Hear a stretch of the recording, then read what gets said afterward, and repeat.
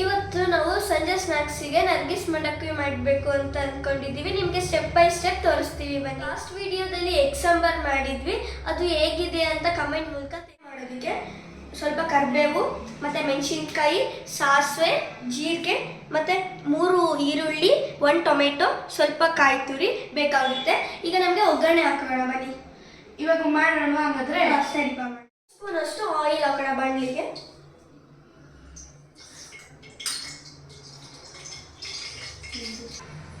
ಇವಾಗ 1/2 ಸ್ಪೂನ್ ಅಷ್ಟು ಸಾಸಿವೆ ಹಾಕೋಣ. ಆಮೇಲೆ 1/2 ಸ್ಪೂನ್ ಅಷ್ಟು ಜೀರಿಗೆ.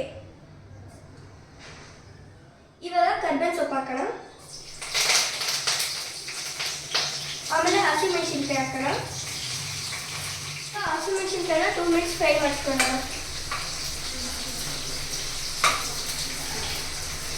ಇವಾಗ ಈರುಳ್ಳಿ ಹಾಕೋಣ. ಹಾಕೋಣ. ಇದೇ 2 ಮಿನಿಟ್ಸ್ ಫ್ರೈ ಮಾಡೋಣ.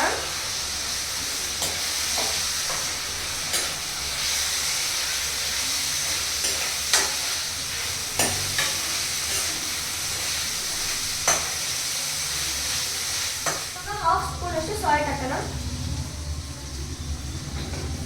ಮತ್ತೆ 1/2 ಸ್ಪೂನ್ ಅಷ್ಟು ಅರಿಶಿನ ಪುಡಿ.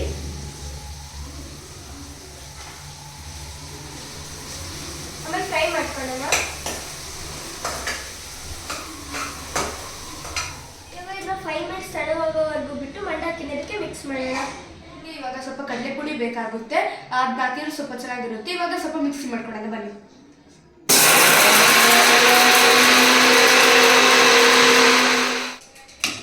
ಒಗ್ಗರಣೆ ತಣ್ಣಗಾಗಿದೆ, ಮಂಡಕ್ಕಿ ಮಿಕ್ಸ್ ಮಾಡೋಣ ಬನ್ನಿ.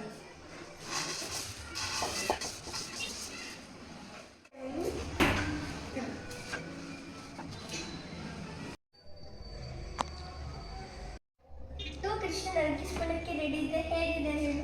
ಓಕೆ.